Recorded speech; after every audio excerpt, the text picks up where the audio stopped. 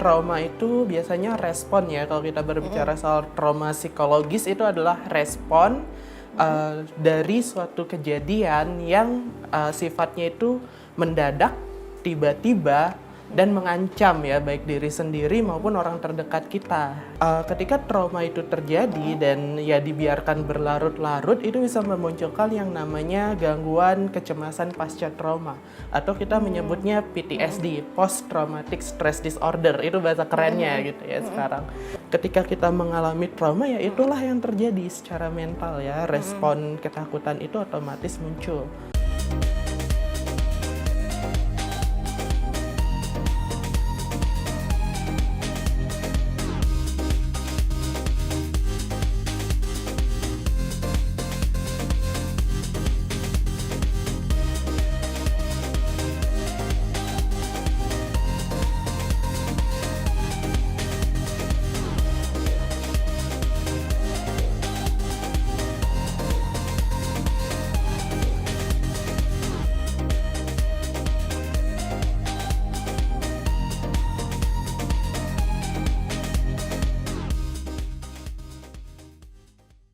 Hai bunda-bunda, apa kabarnya? Semoga sehat selalu ya. Senang sekali saya Zara Masid dapat menjumpai bunda-bunda kembali yang pasti di program kesayangan kita.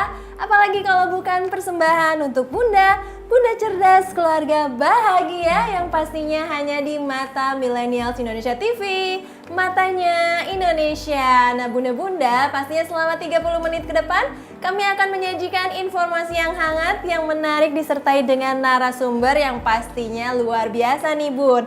Dan pada episode kali ini kami akan membahas mengenai berdamai dengan trauma. Nah bunda-bunda, trauma bukan hanya bisa terjadi pada fisik aja nih, tetapi juga psikolog. Nah seseorang yang mengalami trauma kemungkinan besar akan mengidap gangguan kecemasan, yaitu depresi bun. Apalagi dengan adanya gangguan ini akan membuat pengidap kesulitan untuk menjalani kehidupan sehari-hari. Tetapi gimana ya cara kita berdamai dengan trauma? Nah, seperti biasa untuk menjawab kegelisahan dan pertanyaan bunda-bunda nih, saya di sini nggak sendirian karena di sini sudah ada narasumber kita yang pastinya juga pakarnya, yaitu ada Kadek Widya Gunawan selaku psikolog. Halo Mas Kadek. Halo Mbak. Gimana, masih tetap semangat? Tetap dong. Apa kabarnya? Luar biasa. Oke, luar biasa. Nah, Mas Kadek, mungkin banyak juga nih bunda-bunda yang mengalami kegelisahan, kecemasan, apalagi salah satu depresi atau bahkan stres ini memicu banyak orang, khususnya mungkin bunda-bunda di rumah nih, dan ada berbagai macam penyebabnya juga. Tapi sebenarnya Mas Kadek selaku psikolog, sebenarnya trauma itu dari Mas Kadek itu apa sih? Oke, jadi trauma itu biasanya respon ya. Kalau kita berbicara soal trauma psikologis itu adalah respon dari suatu kejadian yang sifatnya itu mendadak, tiba-tiba, dan mengancam ya baik diri sendiri maupun orang terdekat kita. Nah, respon yang dimaksud itu ya biasanya seperti ya ada rasa takut, khawatir, itu akan terulang lagi gitu ya. Sehingga kayak tadi muncul gangguan kecemasan dan stres juga. Nah, itu dia ya Bun ya, ada rasa takutnya juga. Kemudian juga kalau misalnya efek buruknya dari trauma sendiri, nah itu bisa memicu apa sih? Oke, jadi ketika trauma itu terjadi dan ya dibiarkan berlarut-larut, itu bisa memunculkan yang namanya gangguan kecemasan pasca trauma, atau kita menyebutnya PTSD, Post Traumatic Stress Disorder. Itu bahasa kerennya gitu ya sekarang. Nah, PTSD ini di dalamnya itu ada gejala-gejala tidak hanya kecemasan tapi juga depresi. Bahkan beberapa orang yang mengalami PTSD ini mereka cenderung menghindari penyebab-penyebab trauma. Mereka menghindari mungkin flashback-nya gitu ya. Jadi menghindari pikiran yang mengingat lagi atau mengulang-ulang traumanya dengan cara-cara yang mungkin kurang tepat. Misal memakai alkohol, terus drugs, obat-obatan, narkotika termasuk di dalamnya, ataupun perilaku-perilaku lain yang sebenarnya berbahaya pada diri, tapi tujuan utamanya adalah menghindari untuk mengingat trauma itu. Oke, nah tadi kan dibilang trauma ini adalah proses dari yang namanya depresi ataupun stres. Nah tapi sebenarnya 11-12 nggak sih antara stres dan juga depresi? Kalau dari psikolog sendiri, mungkin kan kayak bunda-bunda di rumah atau mungkin saya kadang dikit-dikit tuh kita bawaannya, aduh stres nih, stres apa depresi ya, seperti itu. Nah tahapannya itu seperti apa sih? Oke, jadi biasanya trauma itu atau kita bilang tadi ya post traumatic stress disorder itu sebenarnya termasuk ke dalam golongan gangguan kecemasan gitu kalau secara psikologis atau kesehatan mental. Nah, di gangguan kecemasan itu ada banyak ya, termasuk trauma itu sendiri sama mungkin gangguan kecemasan yang sering kita dengar di luar, jadi sering cemas, kepikiran. Terus kalau depresi itu gangguan emosi, nah termasuk juga mungkin di klaster gangguan emosi. Jadi satu kelompok gangguan emosi ada gangguan kecemasan, ada gangguan depresi. Depresi pun jenisnya ada banyak. Tapi kalau berbicara soal stres itu biasanya hal yang bisa memicu munculnya kecemasan atau depresi ini atau bisa menjadi salah satu gejala-gejala yang umum di dalam kecemasan atau depresi. Berarti bunda-bunda harus bisa membedakan nih mana yang namanya trauma, stres ataupun depresi. Nah kalau stres itu berarti bisa dikatakan sebagai hal yang general ya. Iya, misalnya kalau misalnya kerja capek, aduh stres, seperti itu ya. Betul. Tapi kalau misalnya depresi baru mengalami gangguan-gangguan emosional seperti itu.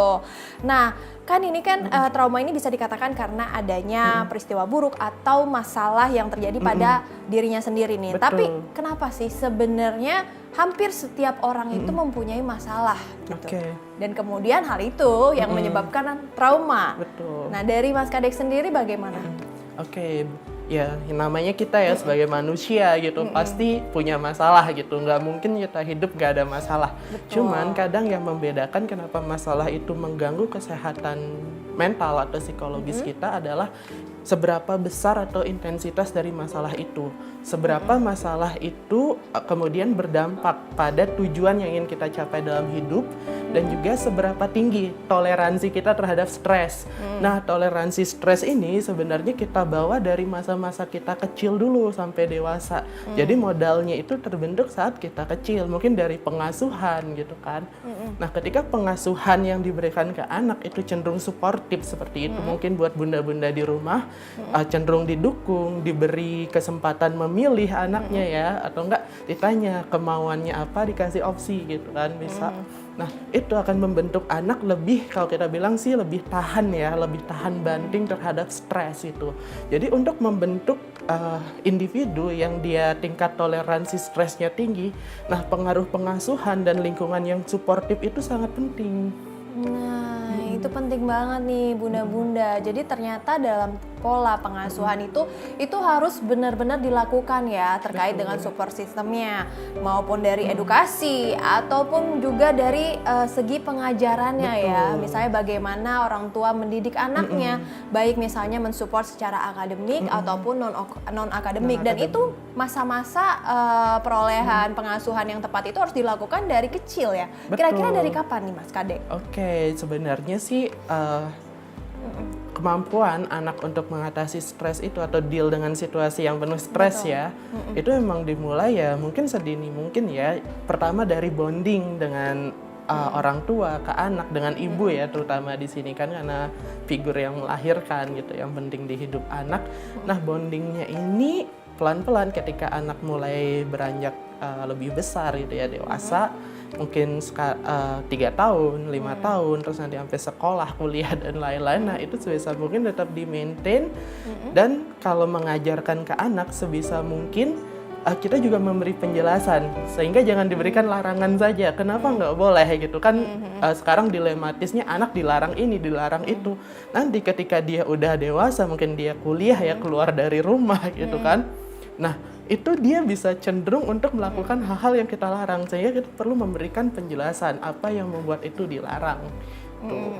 Jadi berarti harus benar-benar orang tua itu seselektif mungkin bahkan ya dalam memberikan pengajaran, pola asuh, dan juga supaya anak juga bisa memfilter nih sedini mungkin mana yang baik dan juga mana yang buruk. Seperti itu ya Mas Kadek. Nah, tapi kalau kita ngomongin trauma lagi nih.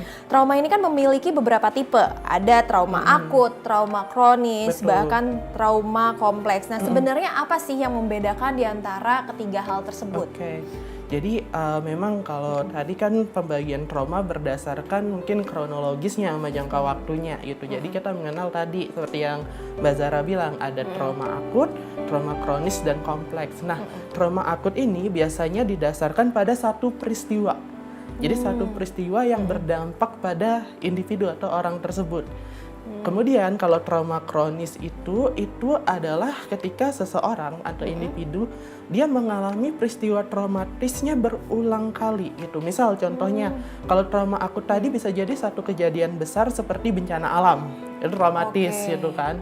Nah, kemudian kalau trauma kronis itu sesuatu yang bisa berulang, misalnya bullying itu kan berulang ya, dialami orang nggak hanya sekali, bisa berhari-hari gitu kan, sehingga mungkin kalau anak dia nggak mau ke sekolah gitu atau sering menangis gitu. Kemudian yang terakhir itu trauma kompleks. Nah, trauma kompleks ini di mana seseorang sudah ada trauma sebelumnya, terus dia mengalami kejadian lain yang membuat dia trauma. Jadi ada beberapa kejadian, lebih dari satu. Lebih dari satu. Misalnya dia sudah dibully di sekolah gitu kan, terus tiba-tiba di rumah orang tuanya cerai, broken home. Itu kan lebih dari satu kejadian ya yang membuat anak bisa menjadi trauma atau sangat membekas di dirinya. Berarti dari semua tipe trauma yang paling parah ini adalah yang kompleks. Betul, karena kalau di Indonesia sendiri trauma kompleks itu mungkin belum banyak dibahas ya. Tapi kalau trauma kompleks itu kan berujungnya juga PTSD, tapi bukan PTSD yang biasa, namanya kompleks PTSD. Karena orang itu harus berproses dengan lebih dari satu kejadian traumatis dalam hidupnya gitu kan. Oke, nah Bunda-Bunda untuk ngebahas soal kompleksnya ya, traumatik tadi yang Mas Kade bilang, kita akan break sebentar. Jadi buat Bunda-Bunda jangan kemana-mana, tetap di Persembahan untuk Bunda.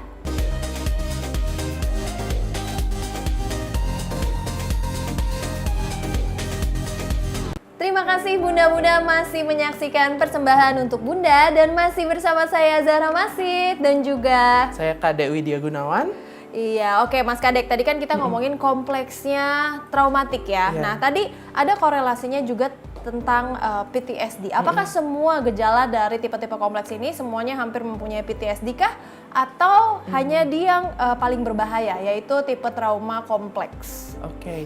Jadi trauma kompleks ini pun juga memiliki gejala-gejala PTSD ya. Gejala-gejalanya itu beberapa ada yang kena dampak mungkin secara mental, secara emosional gitu ya, secara fisik juga gitu kan. Jadi memang di kompleks trauma ini juga ada. Namun yang lebih mengena di kompleks trauma ini adalah secara mentalnya atau psikologisnya. Misalnya gejala-gejala atau dampak mentalnya itu adalah seseorang sampai merasa dirinya nggak berharga, nggak berdaya, hopeless, kehilangan masa depan. Bahkan akibat sampai peristiwa orang traumatik nggak ini. melihat diri kita tuh ada gitu Iya, ya, perasaan betul. doang kan Betul. sebenarnya. Terus Kemudian kalau dampak emosionalnya tentu ada tadi ya, rasa cemas, rasa takut gitu ya. Terus keinginan menghindar ya, penghindaran terhadap mungkin hal-hal yang bisa atau dikhawatirkan memicu traumanya. Kemudian kalau gejala fisiknya jelas, orang itu pasti akan kelelahan. Karena ketika orang trauma, dia cenderung mengalami mimpi buruk biasanya. Mimpi buruk tentang kejadian traumatis atau hal-hal yang menyimbolkan kejadian traumatis itu, hal yang serupa. Ataupun dia jadinya sulit berkonsentrasi di sekolah, di pekerjaan gitu ya, sehingga performa atau nilainya anjlok gitu. Terus secara fisik juga ya mungkin saja karena banyak emosi yang dirasakan, dipendam, akhirnya ya otot atau bagian tubuh kan tegang semua nih ya. Betul. Akibat kita merasa ketakutan, tegang terus ya ada rasa sakit di beberapa bagian tubuh tertentu gitu.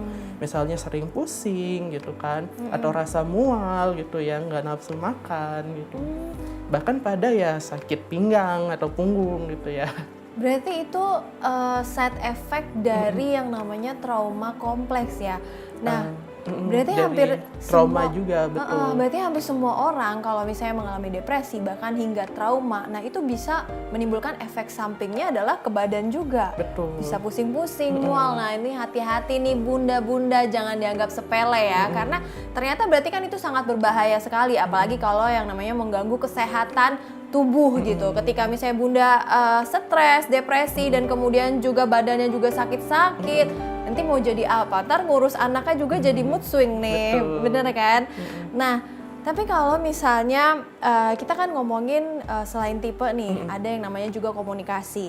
Nah, ada tahapan emosi setelah mengalami trauma, yakni impact phase, rescue phase, dan juga intermediate atau short term recovery phase dan juga long term recovery phase. Nah, kalau boleh tahu nih, apa maksud dari keempat tahapan itu? Karena kan mungkin bunda-bunda di rumah juga masih pada awam nih seputar traumatik.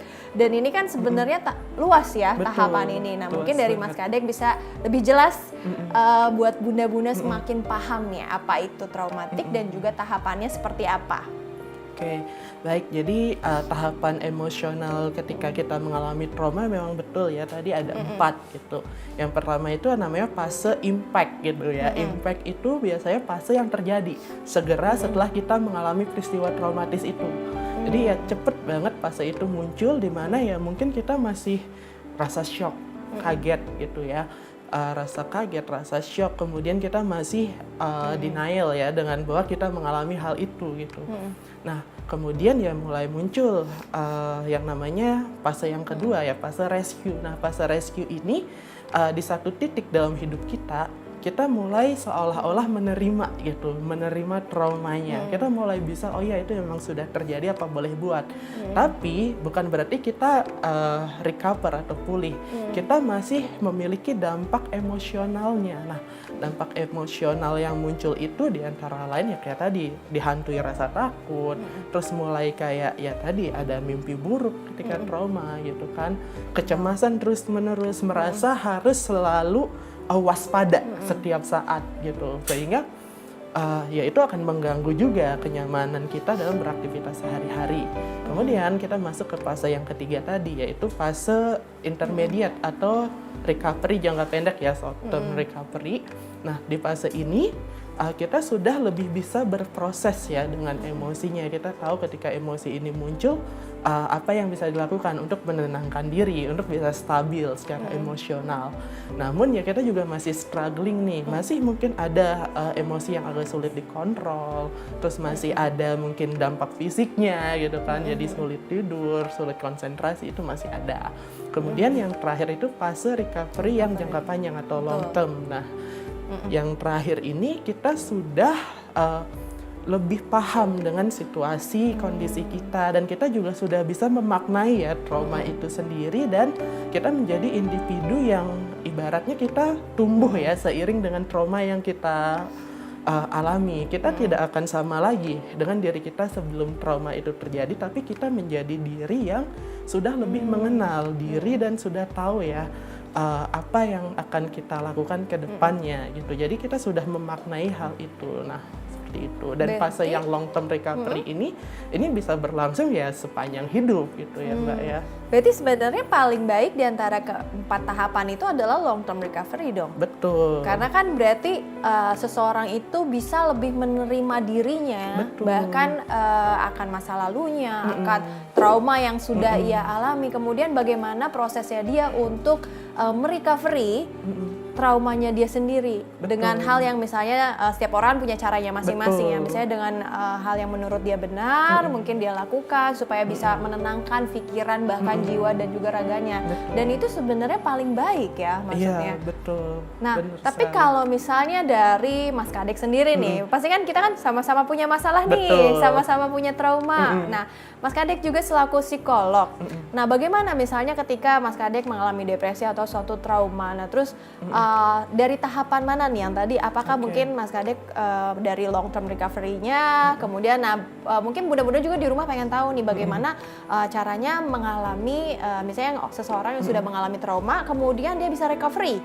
Nah, itu kan agak susah juga ya, nggak semua orang tuh punya cara yang baik ataupun yang tepat. Nah, tapi kalau dari Mas Kadek sendiri bagaimana? Oke. Baik, jadi kalau berbicara soal trauma ataupun tadi ya stres gitu ya, masalah gitu, emang semua orang punya gitu. Tergantung sekarang intensitasnya tadi. Nah, lalu gimana sih cara-cara kita untuk bisa recover gitu? Nah, pertama memang kita sangat perlu bantuan eksternal ya. Dukungan sosial itu sangat penting dalam pemulihan pasca trauma ini gitu. Nah, dukungan sosial atau social support ini siapa? Bisa keluarga kita yang memang kita rasa hubungannya dekat dan bisa dipercaya gitu. Ataupun teman kita ya di luar keluarga, bisa sahabat, teman sekolah mungkin gitu, teman kuliah ataupun teman kantor yang memang kita udah cukup dekat dengan orang itu sehingga banyak share tentang hal-hal yang bersifat pribadi gitu. Bukan berarti nggak ada rahasia. Betul. Tetap ada daerah privatnya, ranah privat yang bisa kita simpan sendiri, tapi sebagian besar lah kita bisa merasa nyaman terbuka dengan orang itu gitu. Nah, dukungan sosial ini adalah ya ibaratnya sumber resource emosional bagi kita untuk bisa ketika kita down akibat mungkin ketika ada trauma ya pasti di satu titik down lagi, nanti bangkit lagi. Nah, untuk bisa bangkit itu kita perlu dukungan sosial tadi. Sehingga keterbukaan atau kemauan untuk terbuka atau openness ya akan pengalaman itu, pengalaman traumatis itu ya menjadi salah satu hal yang penting. Tapi memang sekali lagi tidak mudah, apalagi kalau traumanya itu cukup besar ya. Karena salah satu dampak tadi mental dari trauma itu adalah kita sulit mempercayai orang lain nanti jadinya. Betul. Nah, berarti sebenarnya benar juga ya, misalnya kalau apa kata pepatah nih kan udah ngomong aja gitu supaya lebih plong gitu. Berarti itu sebenarnya ada kaitannya juga ya dengan psikolog gitu ya. Dimana memang kalau misalnya mencurahkan sesuatu gitu ketika semuanya keluar semua, lambat laun juga akan lebih plong gitu dibandingkan dibatin ya, dipendam sendiri. Nah, tapi ya memang benar katanya Mas Kadek, ketika seseorang mengalami trauma itu kan pasti ada trust issue dengan siapapun. Nah, mungkin bunda-bunda di rumah kalau misalnya stres juga jangan asal cerita aja nih sama orang-orang nih, harus dipilih-pilih dulu, diseleksi dulu siapa sih kira-kira misalnya aib kita harus diberikan kepada siapa sih misalnya untuk informasinya, untuk mendapatkan solusinya. Nah, tapi nih Mas Kadek, kalau misalnya kita bisa ngeliat nggak sih ciri-ciri orang itu stres atau misalnya mengalami trauma itu kelihatannya dari mana sih? Oke, jadi kalau kita lihat ciri-ciri apakah orang itu mengalami trauma atau stres, sebenarnya nggak jauh berbeda gitu ketika orang itu mungkin cemas, depresi atau ada masalah kesehatan mental lain gitu ya. Ya pasti mungkin dia akan cenderung murung, terlihat sedih. Kalau mungkin dia sering menangis sendirian, kita akan lihat dari wajahnya ya, mungkin terlihat dari tampilan di matanya, di sekitar mata juga gitu kan. Terus mungkin juga lebih jarang mau berinteraksi dengan orang lain. Misal kita ada kenalan, sebelumnya dia sangat sociable ya, sangat interaktif ketemu orang, tapi tiba-tiba lama tidak berjumpa, kita berjumpa lagi kok dia lebih diem ya. Nah mungkin memang lagi ada masalah, lagi ada stres yang tinggi, kecemasan, depresi ataupun trauma gitu. Nah kemudian tampilan secara fisiknya juga mirip-mirip karena orang trauma pun susah tidur, dan susah tidur itu ibaratnya pintu gerbang ya masuknya masalah kesehatan mental ke tubuh kita gitu, dan juga fisik terutama. Nah itu kan kalau dari sekitar ya melihat seseorang itu mempunyai trauma, jadi adanya kurang interaksi. Bahkan itu bisa mempengaruhi perbedaan karakteristik seseorang nggak sih? Betul, karena Bisa ya? Karena ini trauma itu juga dikenal dengan istilah gangguan disconnected atau disconnectivity ya, kita terputus ya dari orang lain secara sosial, lebih cenderung mengisolasi diri gitu. Sehingga memang ya untuk pulih dari gangguan itu ya kita harus mempelajari pengalaman yang berbeda ya, dengan mempercayai orang lain yang memang lebih layak dipercaya gitu. Karena kan tadi ya distrust gitu. Oke, nah ini persoalan tentang trauma ternyata universal dan juga dalam juga ya. Betul, karena nggak semua orang bisa recovery juga gitu. Ada yang cepat, ada yang lambat, bahkan ada yang ujung-ujungnya juga bisa sampai gila juga, bener kan ya? Dari sampai trauma, gangguan mental berat. Iya, ya, gangguan betul, mental berat, gitu. bukan hanya fisik aja, tapi benar-benar gangguan mental. Nah, tapi buat bunda-bunda nih yang pengen tahu lebih lanjut, karena saya juga masih banyak pertanyaan, kita akan break sebentar Mas Kadek. Jadi jangan kemana-mana, bunda-bunda tetap di persembahan untuk Bunda.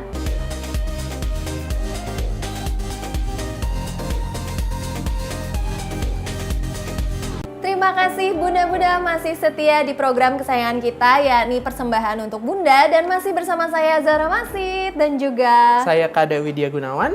Oke, Mas Kadek, melanjutkan pertanyaan tadi nih, kan orang itu kan kita bisa melihat ya dari karakteristiknya atau perubahan tingkah laku, kemudian juga bahkan sifatnya yang tadinya sociable jadi ansos gitu.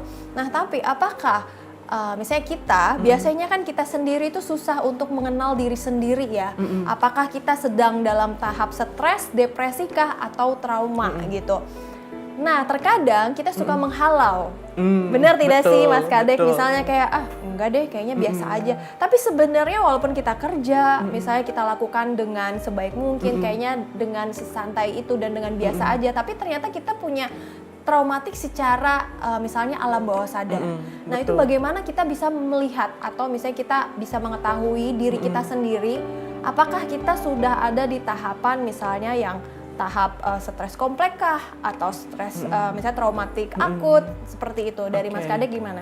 Baik, jadi memang kalau kita berbicara tentang kesehatan mental ya, nah ada konsep yang menyebutkan manusia itu memiliki ya alam sadar, alam bawah sadar ya, Betul. conscious, unconscious. Dan memang seringkali ya trauma ini itu muncul karena pengalaman tidak menyenangkan yang kita alami, itu kita hindari, kita tekan, kita menolaknya dan itu hingga masuk ke alam bawah sadar.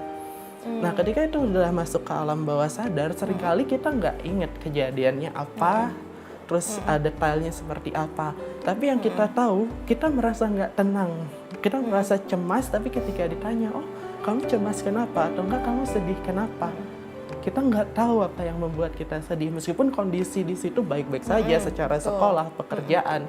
Kita bingung apa yang terjadi dengan diri kita gitu. Di situ mungkin kita akan mengingat-ingat lagi apa yang terjadi di masa lalu, tapi kalau tetap tidak ketemu, biasanya akan muncul dalam bentuk mimpi ya, karena ketakutan terdalam kita biasanya tersimbolisasi lewat mimpi gitu. Nah, itu udah susah tidur, terus mimpi buruk, kebangun, makin susah tidurnya gitu kan. Nah, biasanya seperti itu. Jadi untuk menggali apa yang terjadi di alam bawah sadar memang diperlukan bantuan profesional kesehatan mental gitu. Ada beberapa metode yang digunakan. Misal menggunakan metafora gitu untuk lebih terbuka. Kemudian ada teknik relaksasi ataupun hipnosis ya, hipnoterapi gitu ya, membuat orang dia bisa rileks, dia bisa merasakan kejadian yang dulu dialami tapi dalam posisi yang badannya itu tenang gitu ya. Lebih rileks, karena kan ketika dulu ada kejadian yang traumatis, otomatis respon kita tegang ya sebadan gitu kan, karena respon ketakutan. Jadi kalau respon ketakutan itu kan alamiah ya, mau kita fight, melawan, flight, lari atau nge-freeze, diam aja gitu kan. Nah, ketika kita mengalami trauma ya itulah yang terjadi secara mental ya, respon ketakutan itu otomatis muncul. Nah, namun ketika kita menekan traumanya sehingga muncul post traumatic stress ya, atau kita nggak tahu hidup kita harusnya baik-baik saja dengan kondisi saat ini gitu, tidak ada satupun masalah, tapi kita tetap tidak tenang. Bisa jadi ada yang masuk ke bawah sadar itu. Nah, itu kan akan sulit ya, misalnya untuk kita ketahui. Nah, Betul. tapi sebenarnya kan misalnya pernah nggak sih misalnya mungkin bunda-bunda atau pemirsa di rumah misalnya yang tiba-tiba tanpa sadar, kok saya ngerasa sedih. Tapi padahal nothing happen gitu. Misalnya ketika lagi mengerjakan sesuatu atau to do something gitu, tapi tiba-tiba merasa gelisah atau mungkin jantung berdebar-debar. Berarti kan itu kaitannya atau korelasinya adalah alam bawah sadarnya dia ya, seperti itu. Nah, itu apa yang harus dilakukan ketika seseorang mengalami gejala itu? Oke, pertama-tama ketika kita mengalami gejala itu, meskipun kita nggak tahu apa yang membuat seperti itu, kita coba notice situasi kita saat itu, apa yang sedang kita lakukan. Karena bisa jadi itu triggernya ada di situ, di situasi itu gitu kan. Nah, ketika kita udah notice triggernya, mungkin kita catat atau kita rekam lah ya, kita journaling. Nah, nanti ketika kita merasa sebenarnya saya perlu bantuan profesional karena rasa nyamannya makin meningkat nih hari ke hari. Padahal saya tidak seharusnya merasakan hal yang seperti ini. Hidup saya baik-baik saja di tahap ini gitu kan. Nah, ketika kita udah menotis itu triggernya, nah itu akan membantu nanti profesionalnya juga untuk menggali lebih dalam lagi apa yang terjadi gitu. Dan biasanya profesional juga menggunakan metode-metode sendiri ya. Kalau terkait alam bawah sadar gitu, teori psikoanalisis gitu ya kita bilang ya, yang dikemukakan oleh Sigmund Freud, bapaknya psikologi gitu.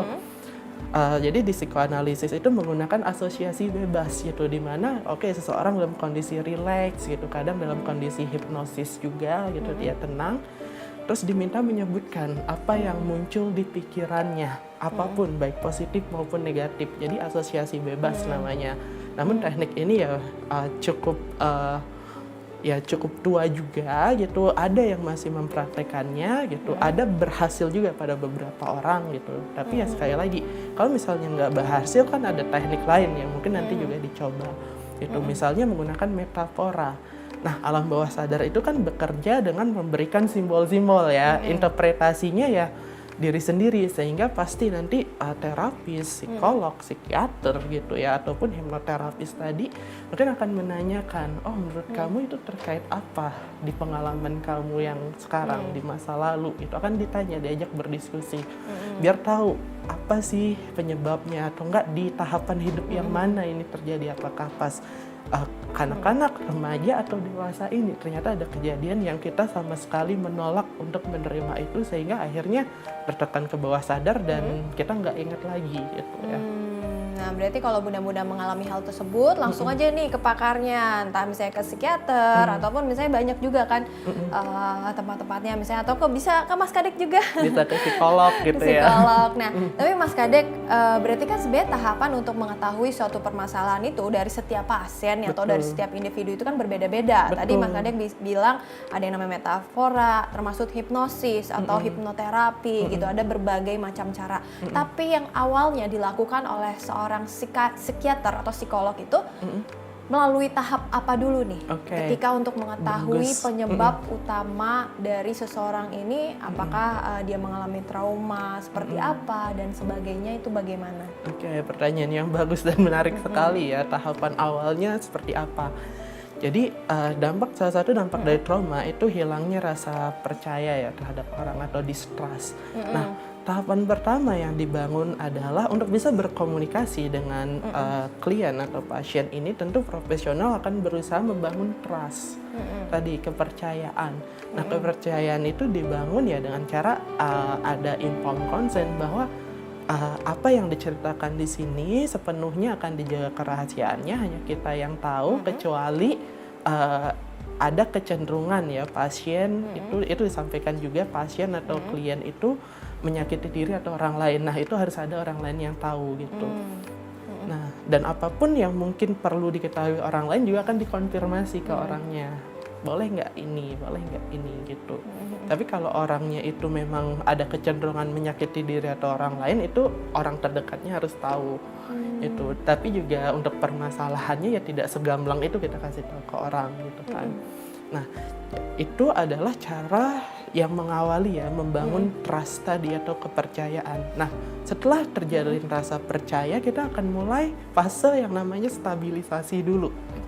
Nah, sehingga setiap treatment atau penanganan terhadap trauma itu bisa bermacam-macam ya, dan banyak juga yang berhasil gitu. Namun pada prinsipnya ada tiga prinsip atau mungkin fase krusial. Yang pertama itu adalah stabilisasi, itu di awal. Terus fase yang kedua adalah menggali, menceritakan kembali, mengingat tentang traumanya. Terus fase yang terakhir ini, yang ketiga itu adalah biasanya terkait dengan integrasi, atau mungkin ceritanya terpotong-potong karena trauma, pasti sulit untuk mengingat dengan jelas urutannya. Itu kita mengintegrasikan, memaknai kembali gitu. Nah, 3 fase ini biasanya umum kita dapat dalam penanganan trauma.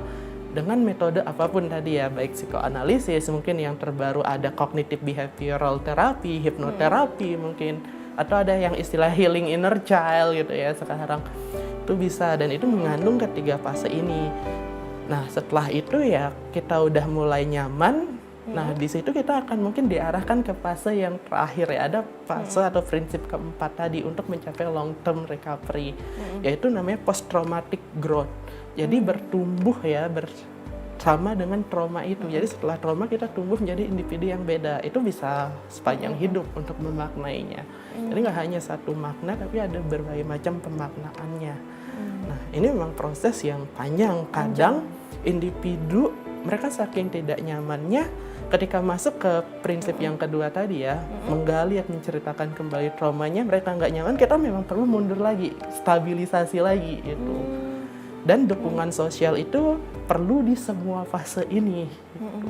Tapi berarti Mas Kadek, semua orang yang mengalami trauma itu kan beda-beda. Ada yang misalnya traumanya itu parah banget sampai misalnya dia merasa itu sulit maksudnya untuk sembuh, bahkan misalnya dia juga sudah tidak percaya sama siapapun, bahkan bukan sama siapapun, dia sudah tidak percaya dengan dirinya sendiri gitu. Betul.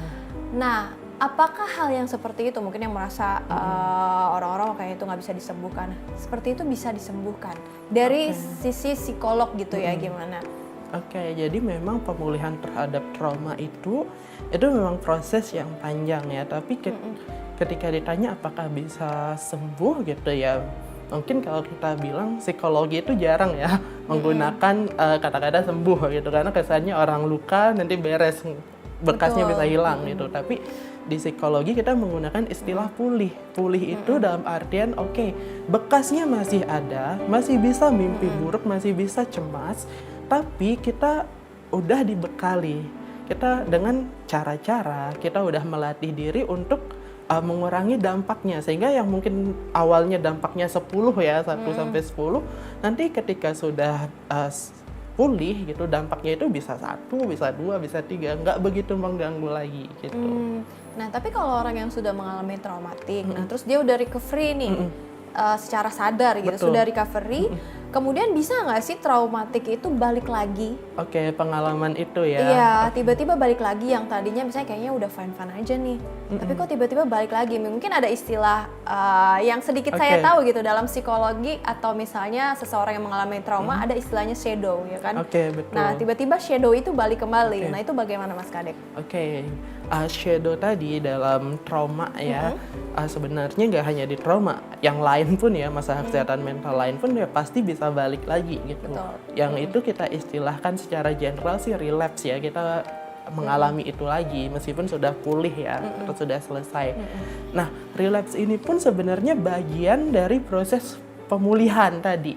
Karena kalau pemulihan secara mental, kita mengenal adanya stages of change atau tahapan perubahan. Nah, tahapan perubahan yang pertama itu namanya pre-kontemplasi. Jadi pre-kontemplasi ini kita belum sadar banget isunya, sehingga tidak ada keinginan berubah gitu kan. Terus fase kedua namanya kontemplasi. Kontemplasi ini kita sudah sadar isunya, kita membuat persiapan untuk berubah, mungkin mencari pertolongan dan sebagainya gitu. Lalu ya fase persiapan. Persiapan ini kita udah membuat rencana, udah menjadwalkan ketemu profesional kapan, dan kita udah komit untuk melakukan itu, termasuk dukungan sosial juga ada. Nah, habis itu ya fase action. Actionnya apa tadi? Bertemu profesional, ataupun ya kita mulai bisa terbuka lagi dengan orang lain. Nah, fase action ini nanti ada fase maintenance, atau ya kita berusaha mempertahankan perubahan yang terjadi. Tapi yang namanya perubahan ya itu kan berbeda dengan apa yang dulu kita lakukan gitu kan. Sehingga ya pasti ada fase relapse tadi, balik ke pola-pola awal yang mungkin kita merasakan lagi traumanya gitu. Cara respon kita nggak sebaik yang udah kita lakukan sebelumnya, ya itu wajar. Tapi ketika kita sudah pernah pulih sekali, ketika fase relapse ini kita akan melihat lagi, oh apa ya yang sebenarnya masih bisa saya lakukan, tapi karena mungkin saya capek atau ada stres di hal lain, tidak saya lakukan sebelumnya, sehingga mempengaruhi proses yang udah kita bangun gitu. Jadi itu akan membuat kita kita tahu nih kesalahan kita di mana, miss-nya di mana, kita mau mengulang lagi. Misal kita coba deh maintenance lagi, kalau dirasa perlu konsul lagi sekali atau 2 kali masih bisa kan. Oke, nah terakhir nih Mas Kade, gimana sih caranya mungkin untuk bunda-bunda di rumah ataupun pemirsa di rumah berdamai dengan trauma gitu. Mungkin kan gak semuanya misalnya bunda-bunda karena saking banyak aktivitasnya langsung tiba-tiba ke psikolog gitu. Betul. Berarti kan mereka juga perlu mengenal dirinya mereka sendiri, segala macam gitu, sudah di tahap manakah. Nah tapi dari Mas Kadek sendiri selaku psikolog bagaimana sih caranya supaya bunda-bunda itu bisa berdamai dengan traumanya? Oke, yang pertama kita memang harus tahu ya sumber daya yang kita miliki itu apa saja, itu termasuk tadi adakah dukungan sosial, adakah cara yang sebelumnya kita temukan saat kita nggak nyaman, terus kita lakukan itu kita bisa lebih tenang. Gitu. Jadi kita sebenarnya bisa melakukan stabilisasi sendiri dulu hingga mungkin ada waktu untuk mencari bantuan yang lebih profesional gitu kan. Dia kita fokusnya menstabilkan dulu emosi kita, situasi kita, dan ya mungkin ya kita melakukan aktivitas yang memang positif bagi diri. Kadang memang ketika kita mengalami trauma atau masalah kesehatan mental, distraksi itu membantu. Jadi kita mendistraksi diri, tapi bukan untuk jangka panjang gitu. Untuk jangka panjangnya kalau kita sudah ada waktu, oke, masih ada itu masih berat. Yang dirasakan ya terkait emosinya ya sudah kita meluangkan waktu mencari bantuan profesional. Oke, nggak berasa ya ternyata Betul. sudah di penghujung acara ya bunda-bunda. Nah tapi kesimpulan dari episode hari ini adalah yang pertama, bunda-bunda itu nggak sendirian ya. Kalau memang bunda-bunda mengalami traumatik, bunda-bunda bisa langsung ke pakarnya, yaitu salah satunya ke psikolog. Dan yang kedua, bunda-bunda juga harus memberikan edukasi nih ya, atau pola asuh yang tepat kepada anaknya supaya anak-anak kita itu lebih bisa terjaga dan juga tidak stres ataupun tidak traumatik, apalagi di masa golden age ya, dari usia 4 tahun mungkin sampai 10 tahun itu adalah masa-masa di mana tumbuh kembang anak menjadi perilaku yang sangat baik segitu ya Mas Kadek. Dan terima kasih sudah hadir di acara persembahan untuk Bunda, dan bunda-bunda jangan lupa untuk saksikan persembahan untuk Bunda di episode lainnya yang pastinya nggak kalah menarik. Dari episode hari ini saya Azhara Masid bersama dengan Saya Kak Dewi Dia Gunawan. kami pamit undur diri. Bye-bye.